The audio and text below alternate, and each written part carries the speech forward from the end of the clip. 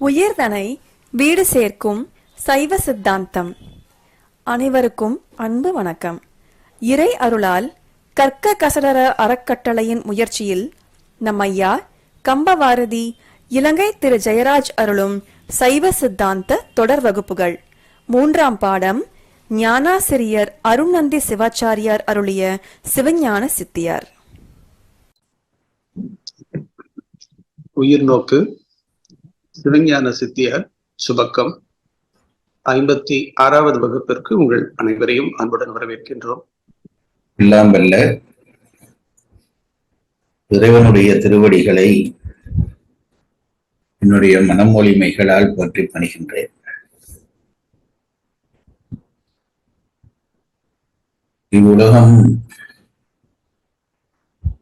அறிவுத்துறையாலும் உயரும் பொருட்டு தத்துவ ஞானத்தை உலகத்திற்கு இந்தருளிய தட்சிணாமூர்த்தி சுவாமிகள் திருவடிகளுக்கு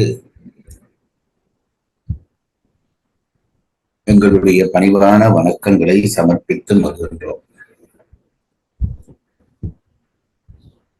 சுவாமிகளிடம் கேட்ட தத்துவ ஞானத்தை உலகத்தார்க்கு பயன்படும்படி கொண்டு சேர்த்த அகச்சந்தனாச்சாரியார்கள் புறச்சந்தனாச்சாரியார்கள் திருவடிகளை மனதிருத்தி போற்றுகின்றேன்.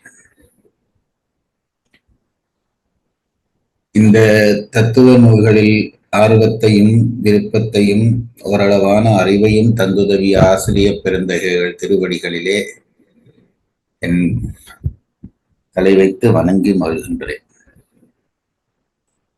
உயிர்நோக்கு என்கின்ற இந்த தத்துவ சங்கமத்தை ஏற்படுத்தி சோர்வின்றி பலகாலம் நடத்தி வருகிற இளையோருக்கு என்னுடைய வணக்கமும் வாழ்த்துக்களும் உரித்தாகட்டும். இந்த சங்கமத்தில் இணைந்து எல்லாரும் சலிப்படைகிற விஷயம் என்று சொல்லப்படுகிற இந்த தத்துவத்தை ஆர்வத்தோடு கேட்டு வருகிற உங்கள் அனைவருக்கும் கூட என்னுடைய அன்பும் வணக்கமும் வாழ்த்தும் தெரிவித்து இன்றைய வகுப்புக்குள்ளே நுழையலாம் என்று நினைக்கிறேன். அதற்கு முன்பாக இன்றைக்கு ஒரு புதிய குரலை கேட்டு மகிழ்ந்தோம். நந்தினி அவருடைய பாடல்களிலே இருந்து திருமுறைகளிலே அவருக்கு இருக்கிற ஆட்சி தெளிவாக தெரிந்தது. அற்புதமாக பாடினார். எங்கள் சங்கமத்துக்கு இன்னொரு பாடகி கிடைத்திருக்கிறார் என்ற மகிழ்ச்சியை தெரிவித்து அவருடைய இசைப்பணி நீண்ட காலம் தொடரட்டும் என்று வாழ்த்தி, சிவத்தோற்றத்தோடு இருந்து திருமுறை பாடுகிற ஆட்கள் இன்றைக்கு மிக குறைந்து விட்டார்கள். அந்த தோற்றத்தையும் பேணி திருமுறைகளையும் அழகாக பாடுகிற உங்களுக்கு என்னுடைய வாழ்த்தை தெரிவித்து மகிழ்ச்சி அடைகிறேன். நாங்கள் ஆரம்பத்திலே உண்மை விளக்கம் என்ற நூலினை கற்றோம். உண்மை விளக்கம் என்ற நூலினை செய்தவர் மனவாசகம் கடந்த தேவர் என்கின்ற பெரியவர்.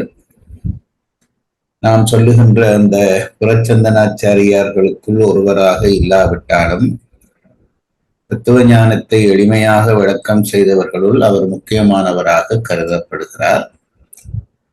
அவருடைய அந்த நூலை நாம் கற்பதற்கு துணை செய்த நம்முடைய பேர் சொல்லுங்கள் ஐயா ஆனந்தராஜா ஐயா அவர்களுடைய திருவடிகளையும் போற்றி மகிழ்கின்றோம்.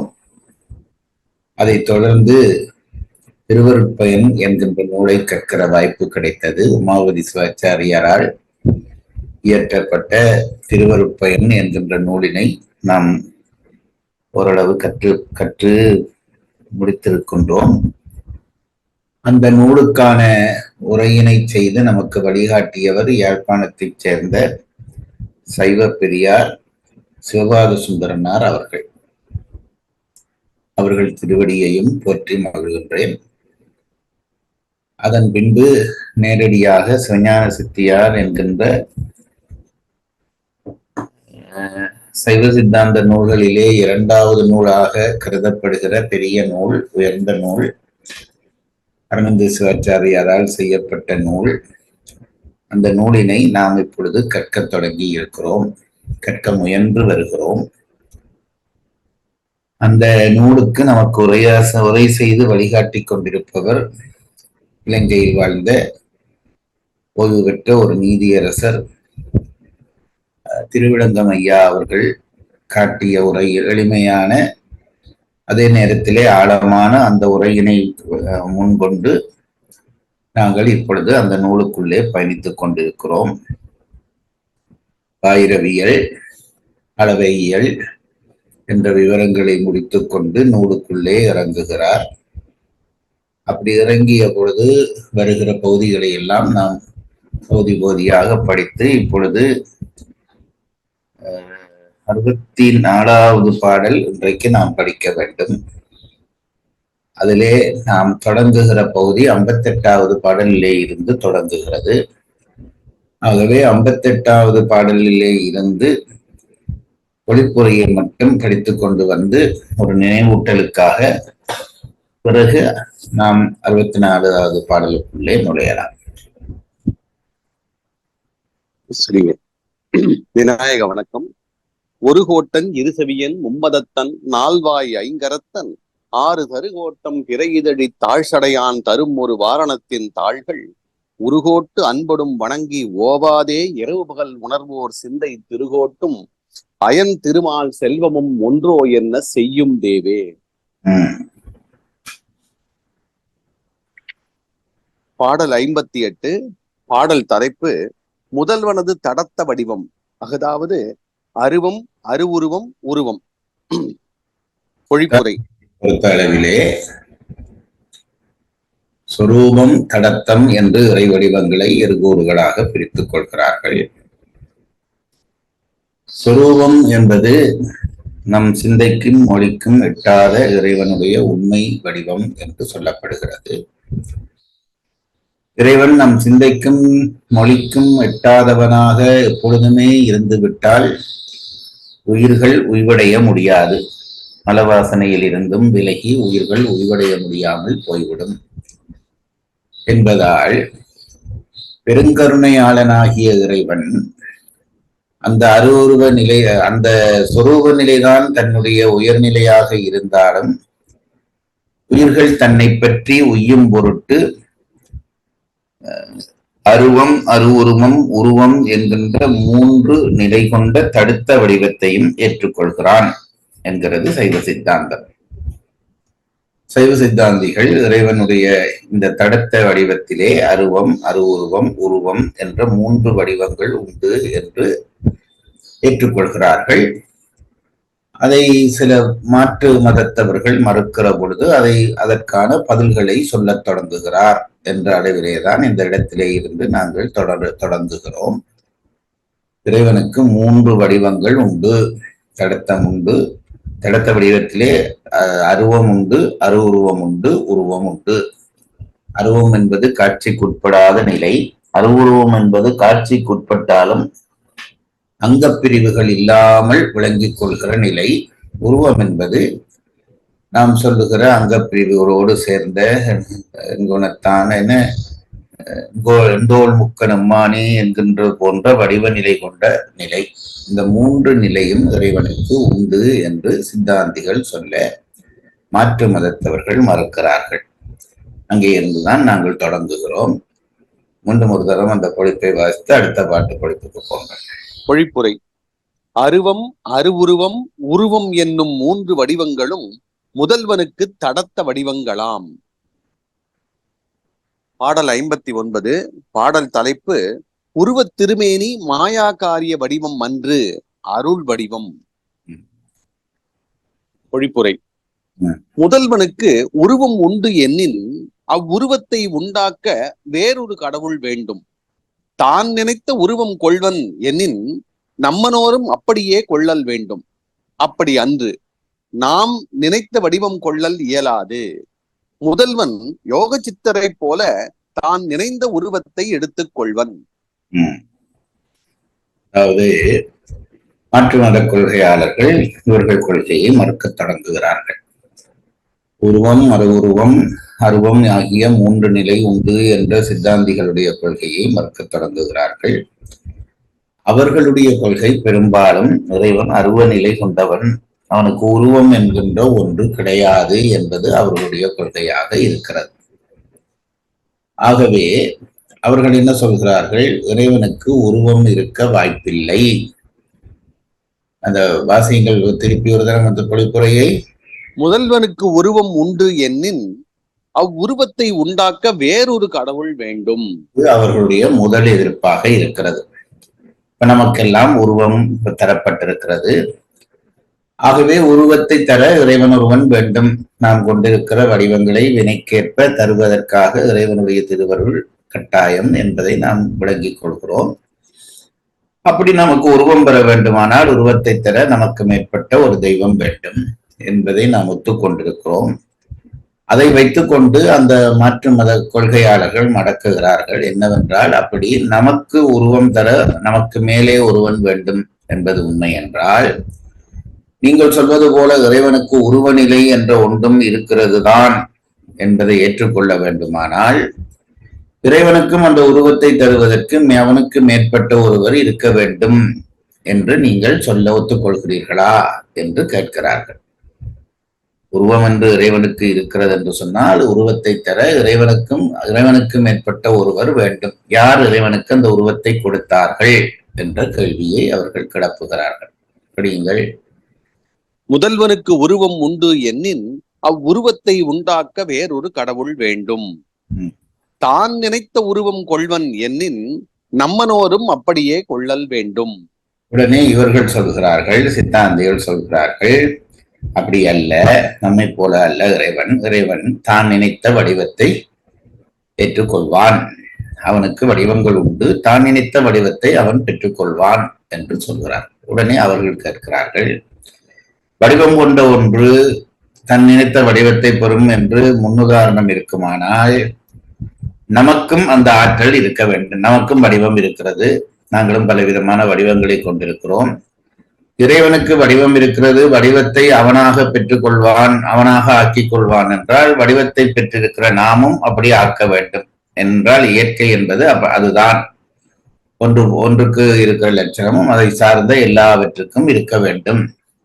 இறைவன் வடிவம் கொள்கிறான், அவனுக்கு தானாக அந்த வடிவத்தை உருவாக்குகிற ஆற்றல் இருக்கிறது என்று நீ சொல்வாயே. ஆனால் நமக்கும் அந்த ஆற்றல் இருந்திருக்க வேண்டும். ஆனால் நமக்கு அந்த ஆற்றல் இல்லை. நாம் நினைத்தபடி நம் வடிவங்களை நாம் உருவாக்க முடியாது என்ற இடத்துக்கு வருகிறார். படியுங்கள். தான் நினைத்த உருவம் கொள்வன் என்னின் நம்மனோரும் அப்படியே கொள்ளல் வேண்டும். அப்படி அன்று நாம் நினைத்த வடிவம் கொள்ளல் இயலாது. இதுக்கு அவர்கள் சொல்றார்கள், அப்படியானால் எங்களை போன்றவர்களும் நினைத்த வடிவத்தை கொள்ள வேண்டுமே என்று சொன்னவுடனே சித்தாந்திகள் ஒத்துக்கொள்கிறார்கள். ஆனால் நாங்கள் உயிர்களாக இருக்கக்கூடிய நாம் நினைத்த வடிவத்தை கொள்ள முடியாது என்பதை சொல்லிவிட்டு அடுத்த செய்தி சொல்லுகிறார். முதல்வன் யோக சித்தரை போல தான் நினைந்த உருவத்தை எடுத்துக் கொள்வன். யோக சித்தர் என்று ஒரு சாராரை நாங்கள் சொல்லுகிறோம். யோக நிலையிலே போய் நிற்கக்கூடிய சித்தர்கள். அவர்கள் ஆங்காங்கு வேறு வேறு வடிவம் கொள்கிறார்கள் என்பது அனுபவபூர்வமாக தெரிகிறது. ஓரிடத்திலே ஒரு காட்சியும் வேறொரு இடத்திலே இன்னொரு காட்சியுமாக வடிவங்கள் பலவற்றை ஒரே நேரத்திலே கொள்ளக்கூடிய ஆற்றல் யோக சித்தருக்கு உண்டு. உடனே இவர்கள் சொல்லுகிறார்கள், நம்மை போன்றவன் அல்ல இறைவன், நமக்கு வடிவங்களை மாறிக்கொள்ள முடியாது, அது உறுதியான விஷயம். அப்படியானால் இறைவனுக்கு மட்டும் எப்படி வடிவங்கள் பலவாகும் என்ற உடனே யோக சித்தர்களை நீ பார்த்திருக்கிறாய் அல்லவா? யோக சித்தர்களுக்கு வடிவங்கள் பலவாக வருவதை நாம் கேள்விப்பட்டிருக்கிறோம், அனுபவபூர்வமாக கண்டிருக்கிறோம். அதுபோலத்தான் இறைவனும் யோக சித்தர்களைப் போல தான் நினைத்த வடிவத்தை கொள்வான். யோக சித்தர்கள் தாம் நினைத்த வடிவத்தை கொள்வது போல இறைவனும் தான் நினைத்த வடிவத்தை கொள்வான் என்று அவர்களுக்கு பதிலளித்தார்கள். அவர்கள் ரொம்ப கெட்டிக்காரர்கள். உடனே அடுத்த கேள்வி கேட்கிறார்கள், நீ சொல்வது உண்மையானால் யோக சித்தரை போலத்தான் இறைவனும் வடிவங்கள் கொள்கிறான் என்றால், அப்படியானால் யோக சித்தரிலே ஒருவனாகத்தான் நாம் இறைவனை கொள்ள வேண்டுமா என்ற அடுத்த கேள்வியை தூக்கி போடுகிறார்கள். படியுங்கள். பாடல் எண் 60. பாடல் தலைப்பு உருவத் திருவேணி மாயா காரிய வடிவம் அன்று அருள் வடிவம். பொழிப்புரை. யோக சித்தர் விரும்பிய வடிவம் கொள்வது போல முதல்வனும் கொள்வனாயின் முதல்வன் அந்த யோக சித்தரில் ஒருவனாய் முடிவன் எனின் அந்த யோக சித்தர் விரும்பிய வடிவம் கொள்வது முதல்வனது அருளாலேயாம், அன்றி அவ்வடிவங்களும் மாயா காரியங்களாம்.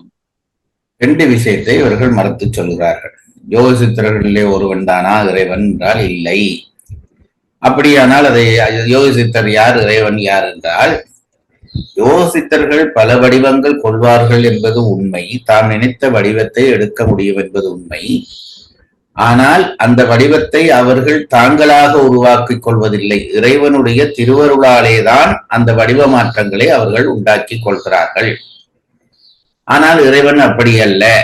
அவன் தனக்கு மேற்பட்ட ஒரு சக்தியினாலே உருவங்களை மாற்றிக்கொள்வதில்லை.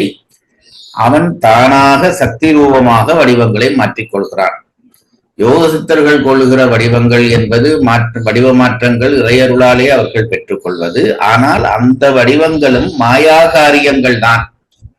அதை தெரிந்து கொள்ள வேண்டும் என்று சொல்கிறார்கள். யோக சித்தர்கள் கொள்ளுகிற வடிவங்கள் வேறு வேறு வடிவங்களாக இருந்தாலும் அது மாயா ரூபமாகத்தான் கொள்ளப்படும். ஆனால் இறைவன் கொள்கிற வடிவங்கள் என்பது மாயா காரியங்கள் அல்ல, அது சக்தி ரூபமான வடிவங்கள் என்று பதிலிருக்கிறார்கள் நம்மவர்கள். பாடல் 61 அதே தலைப்புங்கய்யா. உருவத் திருமேனி மாயா காரிய வடிவம் என்று அருள் வடிவம். பொழிப்புரை. மாயா காரிய வடிவங்களுக்கு காரணம் ஆணவ மலம். அது சிற்றறிவையும் சிறு தொழிலையும் உண்டாக்கும். உயிர்கள் ஆணவ மலமும் சிற்றறிவும் சிறு தொழிலும் உடையன. ஆதலால் உயிர்களுக்கே மாயா காரிய வடிவங்கள் பொருத்தம் உடையன. முதல்வன் நின்மலன், முற்றறிவும் முற்றுத் தொழிலும் முற்று முதன்மையும் உடையவன். ஆதலால் மலமில்லாத முதல்வனுக்கு மலம் காரணமான மாயா காரிய வடிவம் பொருந்தாது. சக்தி காரியமான வடிவமே அவனுக்கு வடிவாம். அதாவது முதல் சொன்ன செய்தியை அடுத்த பாடலையும் வலியுறுத்துகிறார். அதாவது இறைவன் கொள்கிற வடிவங்கள் சக்தி ரூபமானவை, மாயாகாரிய வடிவமானவை அல்ல. யோக சித்தர்கள் கொள்ளுகிற வடிவங்கள் மாயாகாரிய வடிவம் என்று நிரூபணம் பண்ணின உடனே இப்பொழுது அதை திரும்பவும் வலியுறுத்தி சொல்லுகிறார். இறைவன் கொள்ளுகிற வடிவங்கள் என்பவை மாயாகாரிய வடிவங்கள் இல்லை.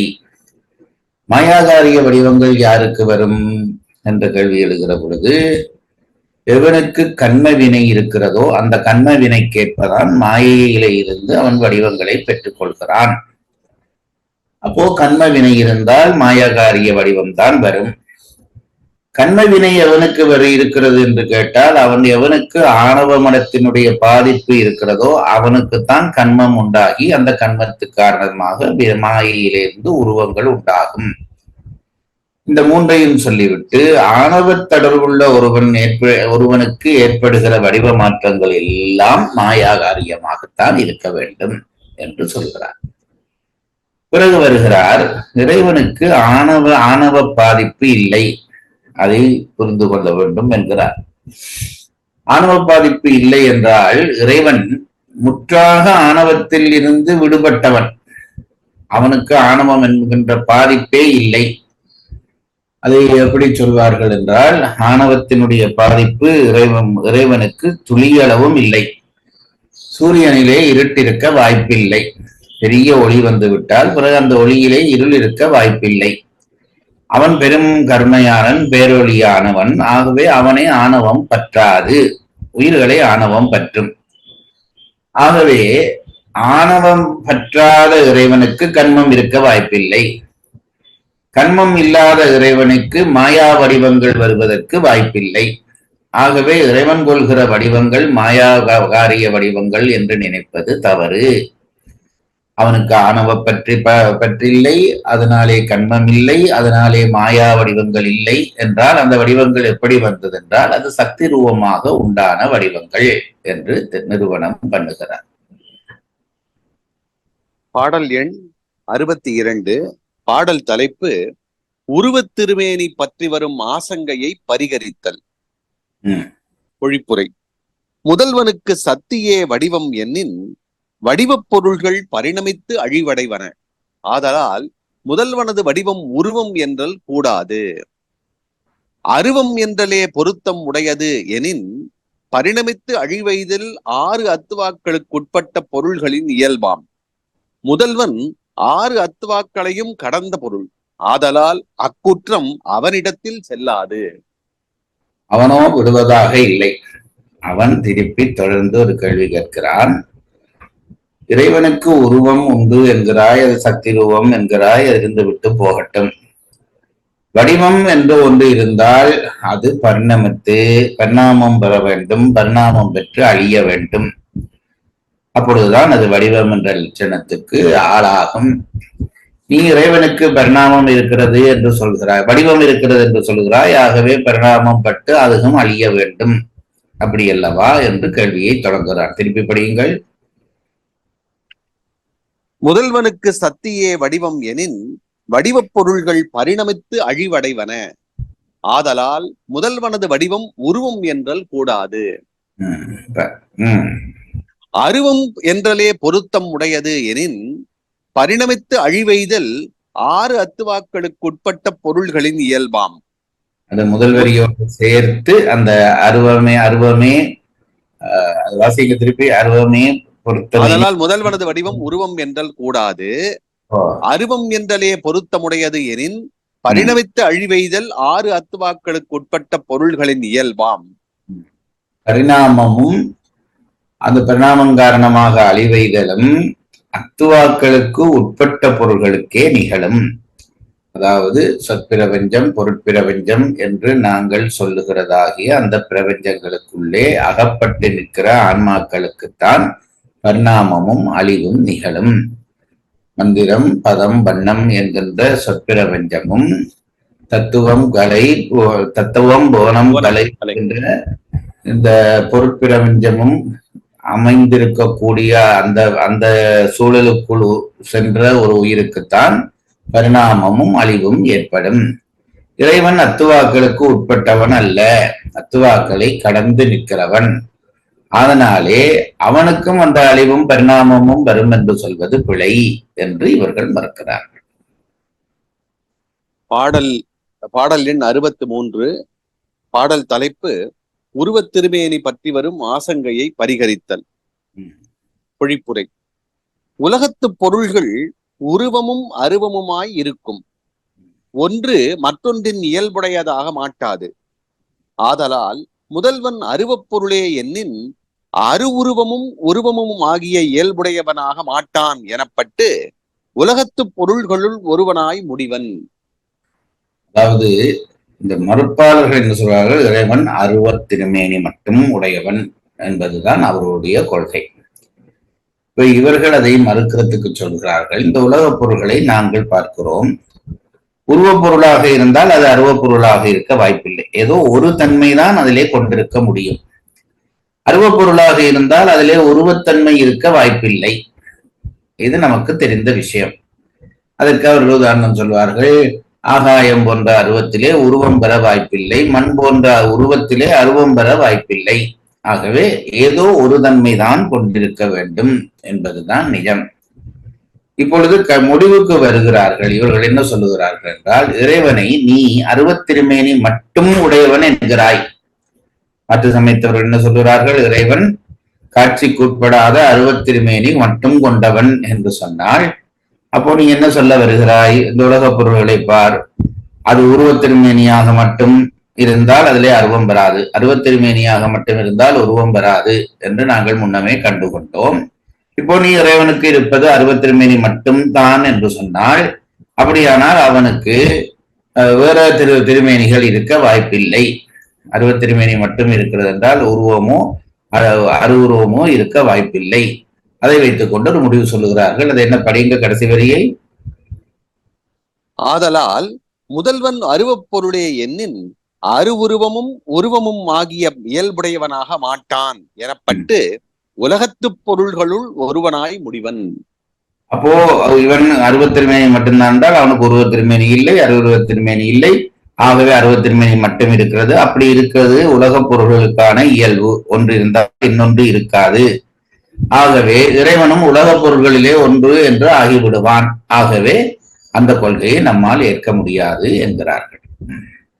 இது வரைக்கும் பழசு படிச்சோங்கய்யா. பாடல் எண் 64. பாடல் தலைப்பு உருவத் திருமேனி பற்றி வரும் ஆசங்கையை பரிகரித்தல். பந்தமும் வீடுமாய பதபதார்த்தங்கள் அல்லான், அந்தமும் ஆதியில்லான் அளப்பிலான் ஆதலாலே, எந்தை தான் இன்னன் என்றும் இன்னதாம் இன்னதாகி வந்திடான் என்றும் சொல்ல வழக்கொடு மாற்றம் நின்றே. பொருளுரை. எந்தை தான் எமது முதல்வன், பந்தமும் வீடும் ஆய ஆன்மாக்களை பந்திப்பனவும் விடுவனும் ஆகிய பதபதார்த்தங்கள் அல்லான், சொல்லும் பொருளுமாய பிரபஞ்ச பொருள்கள் ஆதலானும் ஆதி அந்தமும் இல்லான், தோற்றமும் நாசமும் இல்லாதவன் ஆதலானும், அளப்பிலன் ஆதலாலே அளவைகளுக்கு எட்டாதவன் ஆதலானும், இன்னன் என்றும் அருவம் அருவுருவம் உருவம் என்னும் மூன்றனுள் இன்ன வடிவினன் என்றும், இன்னது ஆம் இன்னது ஆகி வந்திடான் என்றும் சொல்ல, இன்ன வடிவத்தை கொள்ளுவன் இன்ன வடிவத்தை கொள்ள மாட்டான் என்றும் கூறுதற்கு வழக்கொடு மாற்றம் என்று ஆசங்கையும் உத்தரமும் இல்லையாம். ஆதலால் முதல்வனது திருமேனி உருவம் அன்று, அருவமே என்றல் பொருந்தாது. பொருளுரை. எந்தை தான் எமது முதல்வன், பந்தமும் வீடும் ஆய ஆன்மாக்களை பந்திப்பனவும் விடுவனவும் ஆகிய பதபதார்த்தங்கள் அல்லான், சொல்லும் பொருளுமாய பிரபஞ்ச பொருள்கள் அல்லன் ஆதலானும். இறைவனுடைய நிலையை முதலிலே விளங்கப்படுத்துகிறார். நம்முடைய இறைவன் எந்தைதான், அதாவது அறிவுத்துறை பாடலிலையும் அன்புத்துறை வந்து சேருகிறது. சட்டத்திட்டமாக இறைவன் என்று தொடங்காமல் எந்தைதான் என்று தொடங்குகிறார். ஆகவே எங்களுடைய இறைவனாகிய, எங்கள் தந்தையாக இருக்கக்கூடிய எங்களுடைய இறைவனாகிய இறைவனானவன், அவனுக்கு இந்த உலகத்துக்குள்ளே, அதாவது பதார்த்தம், பதம் என்றால் சொற்பிரபஞ்சம், பதார்த்தம் என்றால் பொருட்பிரபஞ்சம். பதார்த்தம் என்பது பொருள், பதம் என்பது சொல். இந்த ரெண்டு பிரபஞ்சத்துக்குள்ளும் அகப்பட்டவன் அல்லன் எங்களுடைய தந்தை. அந்த வரியை திருப்பி படியுங்கள். எந்தைதான் பந்தமும் வீடுமாய பதபதார்த்தங்கள் அல்லான், எமது முதல்வன் ஆன்மாக்களை பந்திப்பனவும் விடுவனும் ஆகிய சொல்லும் பொருளுமாய பிரபஞ்ச பொருள்கள் அல்லன் ஆதலானும். சொல்லும் பொருளுமாகிய பிரபஞ்சம்தான் நம்மை பற்றவும் செய்கிறது, பற்று விடவும் செய்கிறது. இறைவன் அதற்குள்ளே அகப்பட்டவன் அல்லன் என்பது ஒன்று. ஆதி அந்தமும் இல்லான், தோற்றமும் நாசமும் இல்லாதவன் ஆதலானும். அதுக்கு அடுத்த பிரச்சனை, இறைவன் மற்ற இந்த உலக தோற்றத்தில் இருக்கிற பொருட்கள் போல தோற்றமும் அதற்கு முடிவும் என்று இல்லை. ஆகவே அவனுக்கு தோற்றமும் இல்லை, முடிவும் இல்லை. அவன் இந்த பதார்த்தங்களுக்குள்ளே அகப்பட்டவனும் இல்லை என்ற காரணங்களால் அளப்பிலன் ஆதலாலே அளவைகளுக்கு எட்டாதவன் ஆதலானும். அடுத்த காரணம் சொல்லுகிறார், இறைவன் அளவைகளுக்கு அகப்பட மாட்டான். நாங்கள் அளவை படிக்கிற பொழுது படித்தது தர்க்க அறிவுக்காகவே, தர்க்க நியாயத்தை சொல்வதற்காகவே தவிர அளவையாலே இறைவனை அளந்து விட முடியாது. இன்ன பொருளை இன்ன விஷயத்தால் அளக்கலாம் என்பது போல இறைவனை அளக்கலாம் என்று வந்துவிட்டால் நம் சிற்றறிவுக்குள் உட்பட்டதாகிய குற்றம் அந்த பேரறிவாளனுக்கு வந்துவிடும். ஆகவே அவனுக்கு அந்த அளவையிலே அகப்படுகிற தன்மையும் இல்லை, தோற்ற நாசங்கள் இல்லை, பதார்த்தங்களுக்குள்ளே அகப்படுகிற தன்மை இல்லை. இத்தகைய காரணங்களால் இன்னன் என்றும் அருவம் அருவுருவம் உருவம் என்னும் மூன்றனுள் இன்ன வடிவினன் என்றும், இன்னது ஆம் இன்னது ஆகி வந்திடான் என்றும் சொல்ல, இன்ன வடிவத்தை கொள்ளுவன் இன்ன வடிவத்தை கொள்ள மாட்டான் என்றும் கூறுதற்கு மேற்சொன்ன மூன்று காரணங்களினாலும் இறைவன் நம்போலியன் இல்லன் அல்லன் என்பது நமக்கு தெரிகிறது. ஆகவே இறைவனுடைய அளவன் இன்ன வடிவத்தை, அவர்கள் அருவ வடிவம்தான் என்கிறார்கள். ஆகவே இன்ன வடிவம்தான் கொள்வான் என்று சொல்லவும், அவனுக்கு இதுதான் நிலை என்று சொல்லவும் நமக்கு உரிமை இல்லை. ஏனென்றால் அவன் இதையெல்லாம் கடந்தவன் என்பதற்கான மூன்று காரணங்கள் சொல்லப்பட்டு விட்டன. ஆகவே சொல்கிறார், இறைவன் இந்த வடிவத்தில் தான் அருவ வடிவில் தான் வருவான் என்று சொல்வதற்கிடமில்லை. அவன் எந்த வடிவிலும் வருவான் என்பதால் தான் நாம் இறைவனை அருவமாகவோ உருவமாகவோ அருவமாகவோ நிற்பான் என்று சொல்கிறோம் என்கிறார்கள். திருப்பி அதை படியுங்கள்.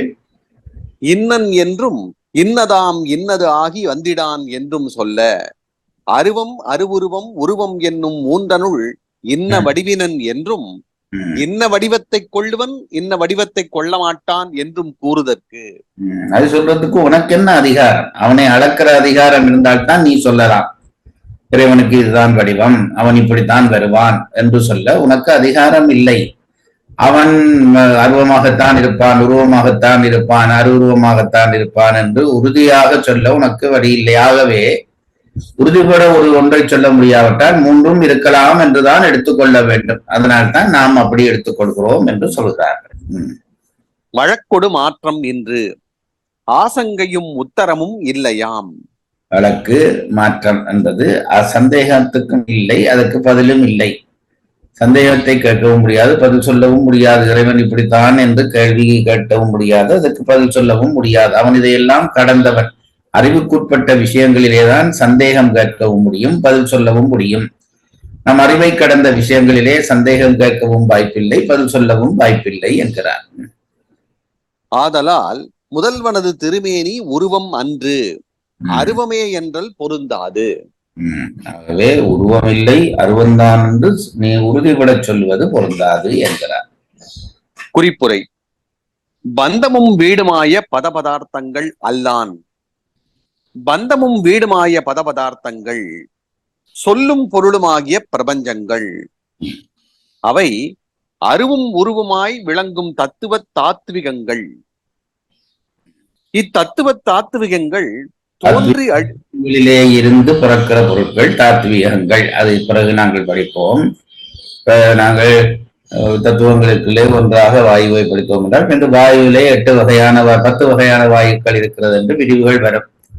அப்படி பிரிகிற பொழுது அது தத்துவம் 36, தாத்விகம் 60 என்று சொல்வார்கள். அப்ப 96 நிலை இருக்கிறது. ஒவ்வொரு தத்துவத்தில இருந்தும் பிறக்கக்கூடிய பிரிவுகளை கொண்டு அதை 96ஆக கொள்வார்கள்.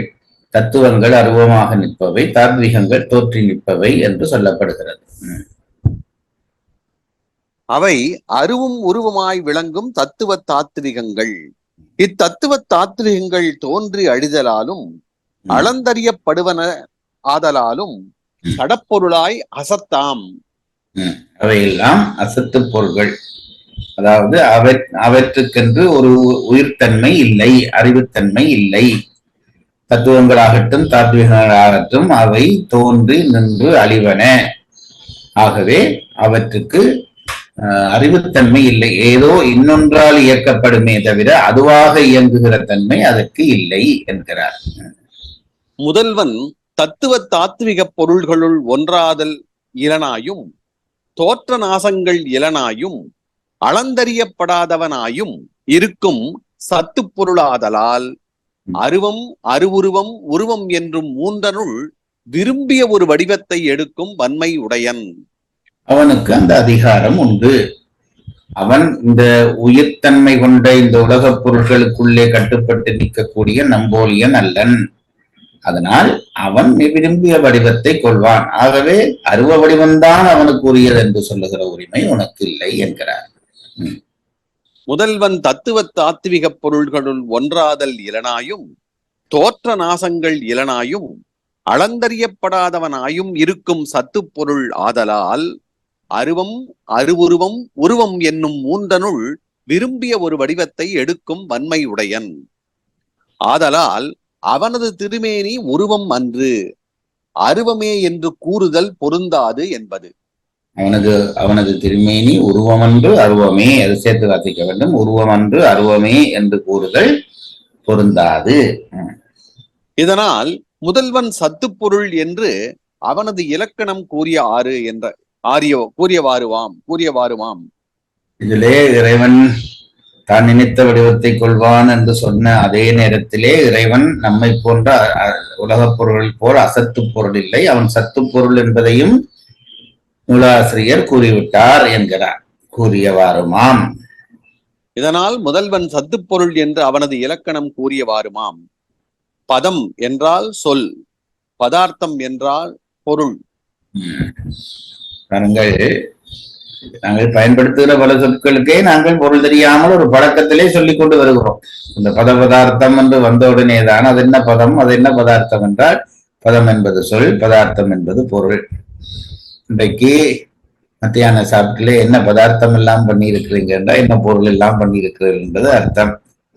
ஆகவே பதார்த்தம் என்பது பொருளை குறிக்கிற சொல். இரண்டாம் குறிப்பு இன்னதாம்.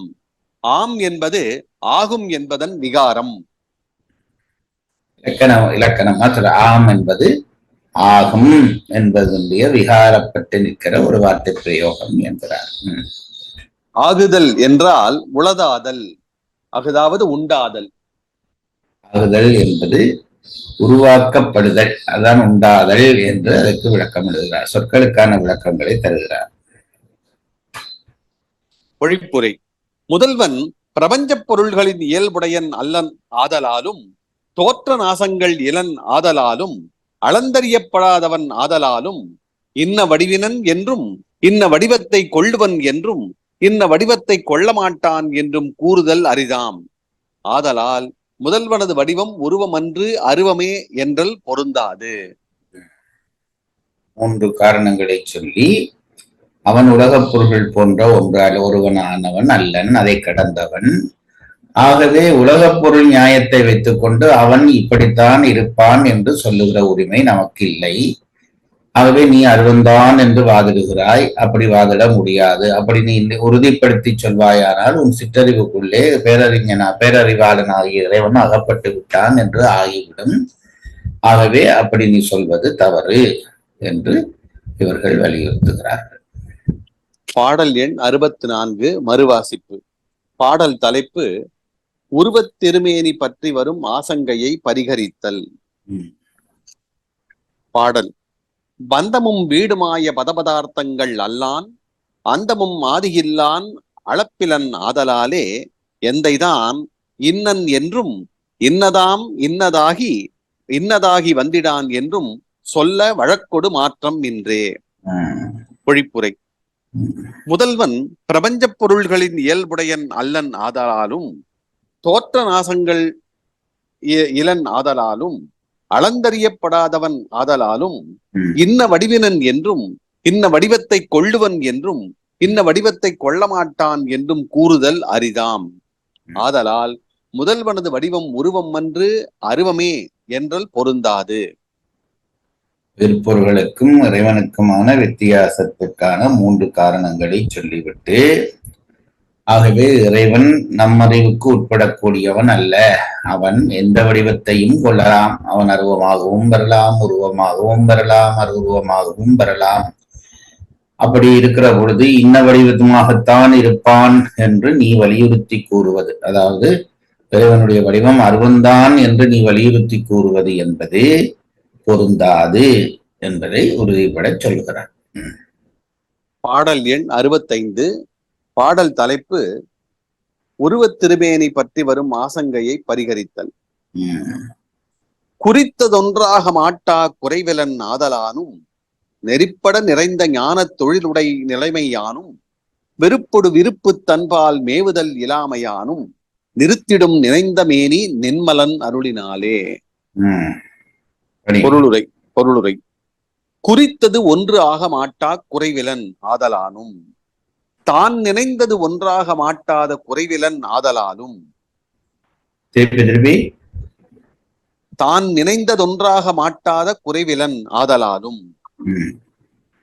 நெறிப்பட நிறைந்த ஞான தொழிலுடை நிலைமையானும், என்றும் ஒரு தன்மையவாக நிறைந்த ஞானமும் செயலும் உடைய தன்மையன் ஆதலாலும், வெறுப்பொடு விருப்பு தன்பால் மேவுதல் இலாமையானும், வெறுப்பு விருப்புக்கள் தன்னிடத்து பொருந்துதல் இளன் ஆதலானும், நின்மலன் முதல்வன் அருளினால் உயிர்கண் மாட்டு வைத்த கருணையினால் நினைந்த மேனி நிறுத்திடும், தான் நினைந்ததொரு திருமேனியை கொண்டு அருளுவன்.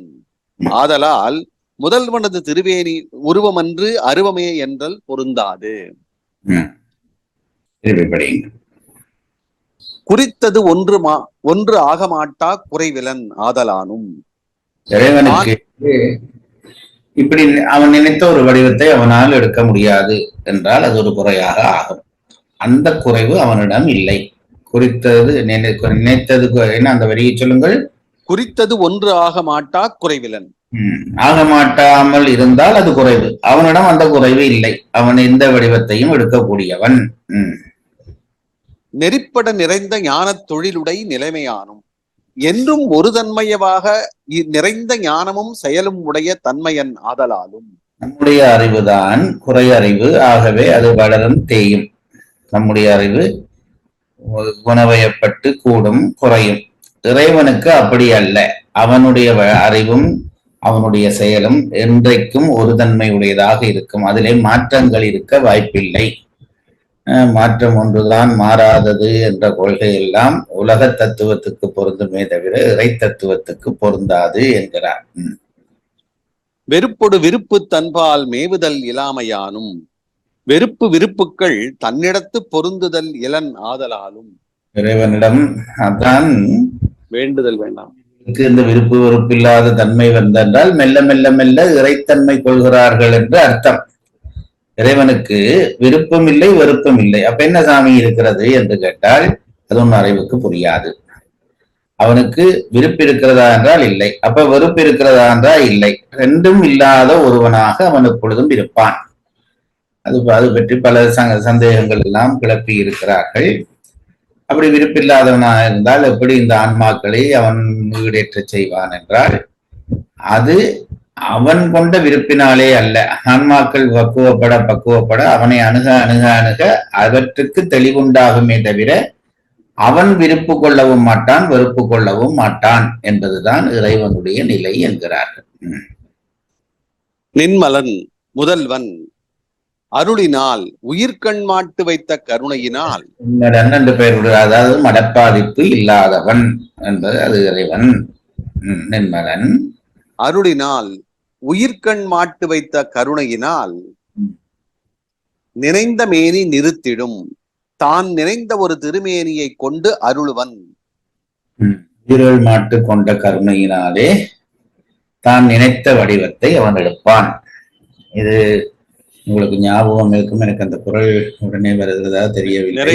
நிறைமொழி மாந்தர் பெருமை நிலத்து மறைமை திருக்குறளிலே நாங்கள் படித்த திருவருட்பயனிலே சலமிலன் சங்கரன் அது என்ன, நலமிலன் நன்னார்க்கு நன்னினக்கு நல்லன் சலமிலன் பெயர் சங்கரன். அதாவது தன்னை அணுகாதவர்களுக்கு அவன் நல்லவனாக மாட்டான்.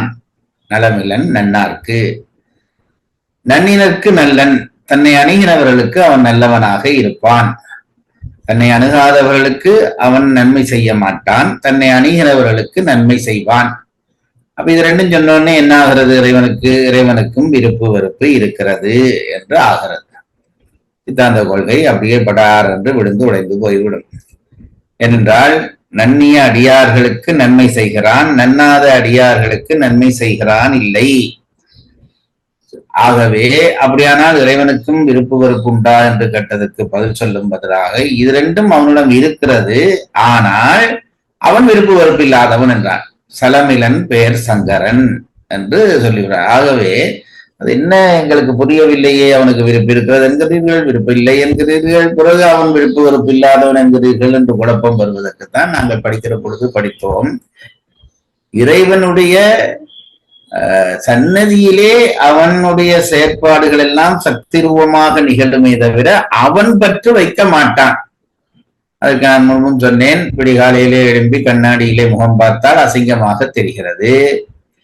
பிறகு முகமெல்லாம் கழுவி விபூதி பூசுகிற பழக்கம் இருந்தால் பூசி கண்ணாடிக்கு முன்னாலே வந்து நின்றால் முகம் அழகாக தெரிகிறது.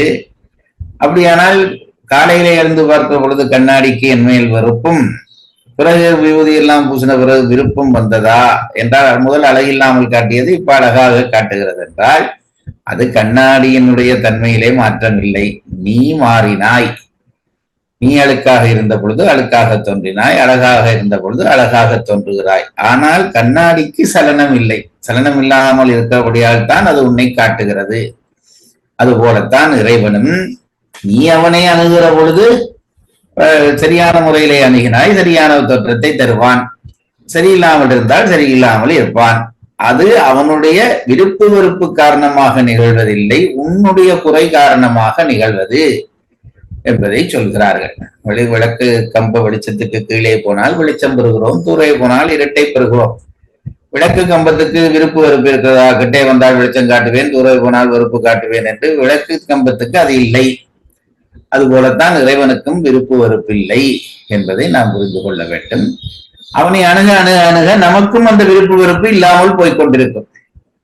கடவுளை நோக்கி நாங்கள் நகர்ந்து கொண்டிருக்கிறோமா என்பதற்கான சான்று வேண்டுபவர்களுக்கு இதெல்லாம் சான்றுகள். அதாவது இறைவனை நோக்கி நீ போகிற பாதை சரியாக இருந்தால், மெல்ல மெல்ல இறைவனுக்கு கிட்டே போய் கொண்டிருக்கிறாய் என்றால், எல்லாரிடத்தும் அன்பு பிறக்கும், எல்லா உயிரிடத்தும் அருள் பிறக்கும், ஒருவர் மேலும் விருப்பும் வராது, வெறுப்பும் வராது. இப்படி இறைவனுடைய தன்மைகள் எல்லாம் உண்மையிலே பதியத் தொடங்கினால் நீ சரியான பாதையிலே போகிறாய் என்று அர்த்தம். நான் கடுமையாக விரதம் இருக்கிறேன், இன்றைக்கு மட்டும் எனக்கு பசியோடு இருக்கிற பொழுது எனக்கு கிட்டே வந்து விடாதீர்கள், எனக்கு கோபம் வரும் என்றால் நீ பிடிக்கிற விரதம் பயனில்லை என்று ஆகிவிடும். இன்றைக்கு இறைத்தன்மை உண்மையிலே பதிகிறதோ அன்றைக்கு நீ இறைவனை நோக்கி நகர்கிறாய் என்று அர்த்தம். இறைவன் விருப்பு வெறுப்பில்லாதவன் என்பதையும் இதிலே பதிவு செய்கிறார். படிங்கள் அந்த இடத்தை. நினைந்த மேனி நிறுத்திடும், தான் நினைந்த ஒரு திருமேனியை கொண்டு அருளுவன். ஆதலால் முதல்வனது திருமேனி உருவமன்று அருவமே என்றல் பொருந்தாது. இறைவன் தான் நினைத்த வடிவத்தை கொண்டு அவனாலே எதுவும் செய்ய முடியும். உருவமாக வர வேண்டி வந்தால் உருவமாக வருவான், அருவமாக வர வேண்டி வந்தால் அருவமாக வருவான், அருவுருவமாக வர வேண்டி வந்தால் அருவுருவமாக வருவான். இது அவனாலே முடிந்த காரியம் என்பதை நாம் தெரிந்து கொண்டால், இதுதான் அவனுக்கு வடிவமாக, அருவம்தான் அவனுடைய இயல்பு என்று சொல்வது பொருந்தாது என்கிறார். குறிப்புரை. முதலாம் குறிப்பு. முச்செய்யுளிலே முதல்வன் உலகப் பொருள்களாகிய அசத்து பொருள்களின் தன்மை இலன் ஆதலால் அவனது வடிவம் அருவம் மாத்திரம் என்றல் பொருந்தாது என கூறி, இச்செய்யுளிலே அவன் சித்துப் பொருள்களாகிய உயிர்களின் தன்மை இலன் ஆதலால் அவன் வடிவம் அருவமே என்றலும் பொருந்தாது என கூறினான். அசத்து பொருளும் இல்லை, சித்து பொருளும் இல்லை, அசித்து பொருளும் இல்லை, சித்து பொருளும் இல்லை. முதல் பாடலே அதை சொன்னவர், இந்த பாடலே இதை சொல்கிறார். திருப்பி ஒரு தரம் படியுங்கள். முற்செய்யுளிலே முதல்வன் உலகப் பொருள்களாகிய அசத்து பொருள்களின் தன்மை இலன் ஆதலால் அவனது வடிவம் அருவம் மாத்திரம் என்றல் பொருந்தாது என கூறி, இச்செய்யுளிலே அவன் திருப்பி ஒரு தரம் படியுங்கள். முற்செய்யுளிலே முதல்வன் உலகப் பொருள்களாகிய அசத்து பொருள்களின் தன்மை இலன் ஆதலால் அவனது வடிவம் அருவம் மாத்திரம் என்றல் பொருந்தாது. உலகப் பொருள்களுடைய தன்மை இல்லாதவன், ஆகவே அவன் இப்படித்தான் இருப்பான் என்று உன்னாலே சொல்ல முடியாது. ஏனென்றால் அது அப்படி சொன்னால் உலகப் பொருளோட ஒப்பிட்டு நீ சொல்லுள்ள, உலகப் பொருளுக்கு ஒரு தன்மை இருந்தால் ஒரு தன்மை தான் இருக்கும், மற்ற தன்மை இருக்காது. ஆனால் இறைவன் அப்படிப்பட்டவன் இல்லை என்றபடியால் அவன் உலகப் பொருளோடு நீ அவனை ஒப்பிடாதே என்று முன்பாடலிலே சொல்லிவிட்டார். இந்த பாடலில் என்ன சொல்லுகிறார்? இச்செய்யுளிலே அவன் சித்துப் பொருள்களாகிய உயிர்களின் தன்மையிலன் ஆதலால் அவன் வடிவம் அருவமே என்றலும் பொருந்தாது என கூறினான். அசத்து பொருள், சித்து பொருள், அதாவது உலகத்தினுடைய சில பொருளோடு முதல் ஒப்பிட்டு சொன்னார். பிறகு இப்போ உயிர் பொருளோடு ஒப்பிட்டு சொல்கிறார். என்ன சொல்கிறார்? சித்து பொருளோடு அவன் சித்துப் பொருள்களாகிய உயிர்களின் தன்மை இலன் ஆதலால் அவன் வடிவம் அருவமே என்றலும் பொருந்தாது என கூறினார். எனவே சித்து பொருளாக இருப்பானோ என்று கேட்டால், உயிர்கள் சித்து பொருள் என்பது சிற்றறிவுள்ள உயிர் பொருள்கள், உயிர் பொருள்கள் தன்மையை கொண்டிருப்பானோ என்றால் அதுவும் அவனுக்கு பொருந்தாது என்கிறார். இரண்டாம் குறிப்பு. குறித்ததொன்றாக மாட்டா குறைவிலன். முதல்வனும் உயிர்களும் சித்துப் பொருள்கள் ஆயினும் முதல்வன் சூக்கும சித்துப் பொருள், உயிர்கள் தூல சித்தப் பொருள்கள். குறித்ததொன்றாக மாட்டா குறைவாவது உயிர்கள் தாம் நினைந்த ஒன்றாக வரற்கேற்ற ஆற்றல் இல்லாமை. முதல்வன் சர்வ வல்லமை உடையவன், அதாவது அளவில் ஆற்றல் என்பது. படிங்க. குறித்ததொன்றாக மாட்டா குறைவிலன். முதல்வனும் உயிர்களும் சித்துப் பொருள்கள் ஆயினும் முதல்வன் சூக்குமச் சித்துப் பொருள், உயிர்கள் தூலச் சித்தப் பொருள்கள். உலகத்திலே வாழ்கிற உயிர்களுக்கும் அறிவுத்தன்மை உண்டு, சடப்பொருள்களுக்கு அறிவில்லை. அது முதல் பாடலிலே ஒப்பிட்டு சொல்லிவிட்டார். உயிர்ப்பொருள்களுக்கு, இந்த உயிர்ப்பொருளுக்கும் அறிவுத்தன்மை உண்டல்லவா? இறைவனுக்கும் அறிவுண்டு, உயிர்களுக்கும் அறிவுண்டு. இது சிற்றறிவு, அது பேரறிவு. இந்த ரெண்டு வித்தியாசத்தை வைத்து பேசத் தொடங்குகிறார். படியுங்கள் திருப்பி. முதல்வனும் உயிர்களும் சித்துப் பொருள்கள் ஆயினும் முதல்வன் சூக்குமச் சித்துப் பொருள், உயிர்கள் தூலச் சித்துப் பொருள்கள். அது எப்படி பிரிப்பது? இறைவனுக்கும் அறிவுண்டு, உயிர்களுக்கும் அறிவுண்டு என்றால் அவர் ரெண்டும் ஒன்றா என்று கேட்டால் அப்படி இல்லை. விளக்கம் நோக்கி சொல்வதற்காக சொல்லுகிறார். இறைவன் சூக்கும சித்து பொருள், மிக நுட்பமாக இருக்கக்கூடிய அறிவு பொருள். நாம் தூள சித்து பொருள், நமக்கு அத்தகைய நுட்ப அறிவு கிடையாது, ஆனால் அறிவுண்டு. ஆகவே நாம் தூள சித்து பொருள், இறைவன் சூக்கும சித்து பொருள் என்று அந்த பிரிவினை காட்டுகிறார். குறித்ததொன்றாக மாட்டா குறைவாவது உயிர்கள் தாம் நிறைந்த ஒன்றாக வரற்கேற்ற ஆற்றல் இல்லாமை. உயிர்களுக்கு தாம் நினைத்தபடி தோற்றவும் முடியாது, வாழவும் முடியாது, அழியவும் முடியாது. இதுதான் தாம் நினைத்தபடி ஆக மாட்டா குறைவு.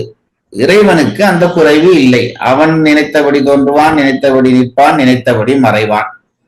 ஆகவே அவன் குறித்த அது என்ன வரி? குறித்ததொன்றா மாட்டா குறைவிலன். குறித்தது ஒன்று ஆக மாட்டாத குறைவு இல்லாதவன். உயிர்களுக்கு அந்த குறைவு உண்டு என்கிறார்.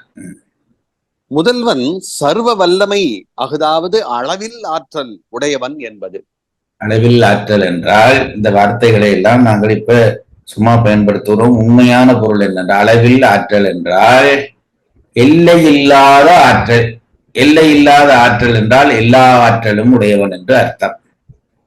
அந்த வார்த்தைக்கு பிரயோகம் அப்படித்தான். அளவில் ஆற்றல் என்றால் என்ன அர்த்தம் என்றால் வரையறை செய்ய முடியாத ஆற்றல் உடையவன் என்று அர்த்தம். அப்படியானால் என்ன இன்னும் தெளிவாக சொல்வதனா அவனுக்கு எல்லா ஆற்றலும் உண்டு என்று அர்த்தம். நமக்கும் ஆற்றல் உண்டு, எல்லைப்படுத்தப்பட்ட ஆற்றல் தான் நமக்கு உண்டு. அதுதான் இறைவனுக்கும் நமக்கும் உள்ள வித்தியாசம். மூன்றாம் குறிப்பு, நெறிப்பட நிறைந்த ஞான தொழிலுடை நிலைமையான். முதல்வன் சர்வஞத்துவம் சர்வ கர்த்திருவம் என்னும் முற்றறிவும் முற்று தொழிலும் உடையவன். உயிர்கள் சிற்றறிவும் சிறு தொழிலையும் உடையன என்பது. அதாவது சர்வஜம் என்ன அந்த வார்த்தையில சொல்லுங்க? சர்வஞத்துவம் சர்வ கர்த்திருவம். சர்வ கர்த்துவம் அதாவது எல்லா அறிவும் உள்ளவன், எல்லா செயலும் முடிந்தவன் இறைவனுக்கு இருக்கக்கூடிய அதுதான் அர்த்தம். எங்களுக்கும் அறிவும் உண்டு, ஆற்றலும் உண்டு. ஆனால் எல்லாம் அறிகிற அறிவும் இல்லை, எல்லாம் செய்கிற ஆற்றலும் இல்லை. இறைவனுக்கு அது ரெண்டும் உண்டு. அதுதான் வித்தியாசம். அதனாலே ரசியங்கள் நெறிப்பட நிறைந்த ஞான தொழிலுடை நிலைமையான். முதல்வன் சர்வஞத்துவம் சர்வ கர்த்திருவம் என்னும் முற்றறிவும் முற்று தொழிலும் உடையவன். உயிர்கள் சிற்றறிவும் சிறு தொழிலும் உடையன என்பது. நெறிப்பட சொல்லுங்க. நெறிப்பட என்றால் என்றும் ஒரு நெறியாக. இறைவனுக்கு எப்பொழுதும் இந்த ஆற்றல் இருக்கும். அதாவது ஒரு நேரத்திலே இருந்து ஒரு நேரத்தில் எங்களுக்கு அறிவு ஒரு நேரத்திலே தெளிவாக இருக்கும், ஒரு நேரத்திலே குறையும். அதுபோல ஆற்றல் ஒரு நேரத்திலே இருக்கும், ஒரு நேரத்திலே இருக்காது. இறைவனுக்கு அப்படி அல்ல. அவனுக்கு எல்லா ஆற்றலும் உண்டு, எல்லா அறிவும் உண்டு, எப்போதும் ஒரு தன்மையாய் உண்டு என்கிறார். நாலாம் குறிப்பு, வெறுப்பொடு விருப்பு. வெறுப்புகளுக்கு காரணம் ஆசை, அதாவது பற்று. ஆசைக்கு காரணம் மலம். முதல்வன் இயல்பாகவே மலத்தின் நீங்கினவன், அதாவது மலரகிதன் நின்மலன். உயிர்கள் அனாதியே மலத்தோடு கூடியன, அதாவது மலசகிதர். அவ்வளவுதானா? அந்த பேர் அவ்வளவுதாங்க இருக்கு. அந்த பத்தி அதற்கு திருப்பி படிப்போம். வெறுப்பொடு வெறுப்புகளுக்கு காரணம் ஆசை, அதாவது பற்று. ஆசைக்கு காரணம் மலம். முதல்வன் இயல்பாகவே மலத்தின் நீங்கினவன். காரணம் ஆசை. ஆசைதான் வெறுப்புக்கு காரணம். பிறகு அந்த ஆசைக்கு காரணம் நம்மிடம் இருக்கக்கூடிய மலம். முதல்வன் இயல்பாகவே மலத்தின் நீங்கினவன். அதாவது மலரகிதன். கொஞ்சம் படிச்சிருக்கிறோம். இந்த எண்குணம் சொல்ற பொழுது இயல்பாகவே மலத்தினின்றும் நீங்கியவன் என்பது இறைவனுடைய ஒரு குணம். நீங்கியவன் என்று சொல் போட்டபடியால் அப்போ இருந்து நீங்கியவனோ என்று கேள்வி பிறக்கும். அதனாலேதான் இயல்பாகவே என்ற சொல்லை முன்னுக்கு போட்டு விட்டார். இயல்பாகவே என்றால் அவனிடம் அது இல்லை என்று அர்த்தம். இயல்பாகவே மலத்தின் நீங்கியவன். முதல்வன் இயல்பாகவே மலத்தின் நீங்கினவன். அதாவது மலரகிதன் நின்மலன். அந்த இயல்பாக நீங்கினவன் என்பதை குறிக்க சொல்லப்படுகிற சொற்களை சொல்லுகிறார். நிர்மலன், மற்றது என்ன? மலரகிதன். ரசிதன். ரகிதன் மலரகிதன். மலரகிதன் என்று ரெண்டு சொற்களும் என்னத்தை குறிக்கிறது என்றால் இறைவன் இயல்பாகவே மலத்தினின்றும் நீங்கியவன்.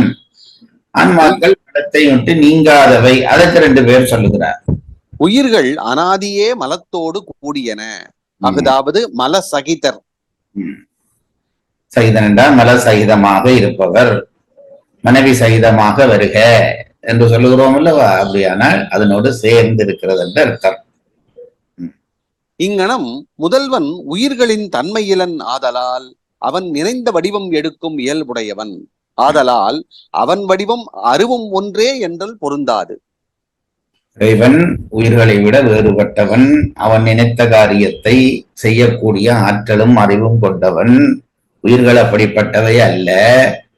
ஆகவே உயிர்களுடைய தன்மை போல ஒரு தன்மைதான் இறைவனுக்கு உண்டு, தனியே அருவமாகத்தான் இறைவன் இருப்பான் என்று நீ சொன்னாயானால் அது பொருந்தாது.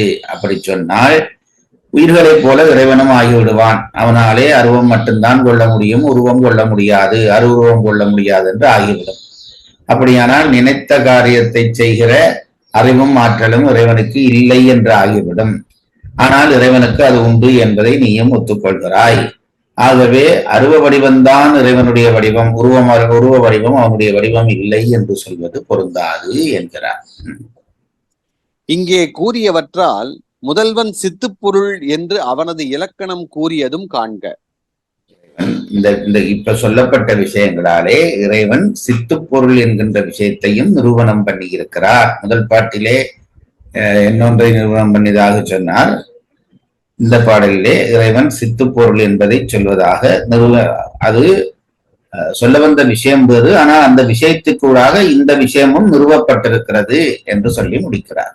அங்கே சத்து பொருள்ங்க. போன பாட்டுல சத்து பொருள், இங்க சித்துப்பொருள். சித்துப்பொருள். குறிப்பு 5. ஒன்று உள்பொருள், அடுத்தது அறிவு பொருள். 5ஆம் குறிப்பு. மேனி அருளினால் அருளாலாய திருமேனி சக்தி வடிவம் எனினும் பொருந்தும். அருளாலாகிய திருமேனி என்றால் சக்தி வடிவங்கள் கொள்கிறவன் என்று அதற்கு அர்த்தம் என்பதை சொல்லி முடிக்கிறார். பொழிப்புரை.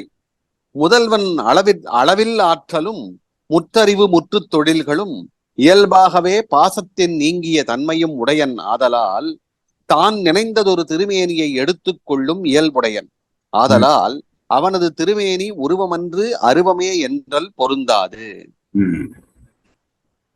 பாடல் எண் 65. பாடல் தலைப்பு உருவத் திருமேனி பற்றி வரும் ஆசங்கையை பரிகரித்தல். குறித்ததொன்றாக மாட்டா குறைவிலன் ஆதலானும் நெறிப்பட நிறைந்த ஞானத் தொழிலுடை நிலைமையானும் வெறுப்பொடு விருப்பு தன்பால் மேவுதல் இலாமையானும் நிறுத்திடும் நினைந்த மேனி நின்மலன் அருளினாலே. பொழிப்புரை. முதல்வன் அளவில் ஆற்றலும் முற்றறிவு முற்று தொழில்களும் இயல்பாகவே பாசத்தின் நீங்கிய தன்மையும் உடையன். ஆதலால் தான் நினைந்ததொரு திருமேனியை எடுத்துக் கொள்ளும் இயல்புடையன். ஆதலால் அவனது திருமேனி உருவமன்று அருவமே என்றல் பொருந்தாது. விஷயத்துக்கூடாக நாங்கள் படித்த விஷயம் என்னவென்றால், இறைவனுக்கு அருவம், உருவம், அருவுருவம் என்ற 3 வடிவம் உண்டு என்றார்கள் சித்தாந்திகள். வேற்று மதத்தவர்கள் அப்படி இல்லை, இறைவன் அருவமாகத்தான் இருப்பான் என்று சொன்னார்கள். இப்பொழுதும் அந்த பிரச்சனை நடந்து கொண்டிருக்கிறது. வேற்று மதத்தவர்களிடம் உருவத் திருமேனியை வழிபட்டால் பிழை என்கிறார்கள். வேற்று மதத்தவர்கள் சில பேர் இறைவனுக்கு உருவத்திருமேனி உருவம் கொடுத்து விட்டால் அது குற்றம். இஸ்லாமிய மதத்திலே இறைவனுக்கென்று ஒரு வடிவத்தை நீ கீறி காட்டி விட்டாயானால் பெரிய குற்றவாளியாக கருதப்படுவாய். ஆகவே இறைவனுக்கு வடிவம் சொல்லக்கூடாது என்பது இன்றைக்கும் இருக்கிற மதத்தாருடைய கொள்கையாக இருக்கிறது. அன்றைக்கும் இருந்திருக்கிற. அப்போ இவர்கள் இல்லை, வேற்று மதத்தவர்களாக இருந்த சில பேர் இறைவனுக்கு உருவம் கிடையாது, அவன் அருவ வடிவமாகத்தான் இருப்பான் என்று சொல்ல, இவர்கள் இவ்வளவு நேரம் நாங்கள் படித்த தர்க்கங்களினூடாக இறைவனுக்கு அருவத்திருமேனிதான் இருக்கிறது என்று சொல்ல உனக்கு அதிகாரம் கிடையாது. அப்படி அருவத்திருமேனி மட்டும்தான் இருக்கிறது என்றால் உயிர்களுக்குத்தான் அந்த தன்மை. அது உருவமாக இருந்தால் அருவமாகாது, அருவமாக இருந்தால் உருவமாகாது என்று படித்திருக்கிறோம். ஆகவே இறைவனும் அருவம்தான் என்று நீ சொன்னால் அவன் உருவமாக மாட்டான் என்று ஆகும். உருவமாக மாட்டான் என்றால் அவனுக்கு உருவ வடிவம் கொள்ளுகிற சக்தி இல்லை என்று ஆகிவிடும். இறைவன் அப்படிப்பட்டவன் அல்லன். அவன் முற்றறிவும் முழுத்தொழிலும் உள்ளவன், இயல்பாகவே மரங்கள் இருந்து நீங்கியவன். ஆதலாலே அவன் நினைத்தது நேர்த்தபடி செய்வான். நம்மை போல அவன் அல்லன்.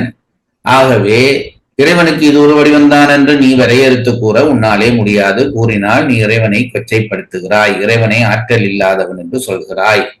ஆகவே இறைவனை தனியே அருவ வடிவினன் என்று சொல்வது தவறு என்று சொல்லி முடிக்கிறார்கள். இன்றைக்கு இந்த அளவிலே நிறுத்துவோம். உயிரை அன்பில் வளர்த்து அருளாக்கும் இம்முயற்சியில் இணைந்து பங்கேற்றமைக்கு நன்றி. இறைப்பணியான இம்முயற்சியின் மற்ற பதிவுகளை கேட்க www.karka.in வலைத்தளம் அல்லது யூடியூபில் கற்க கசடர சைவ சித்தாந்த தொடர் வகுப்புகள் என்ற இணைப்பிலும் காணலாம். நன்றி, வணக்கம். சிவார்ப்பணம்.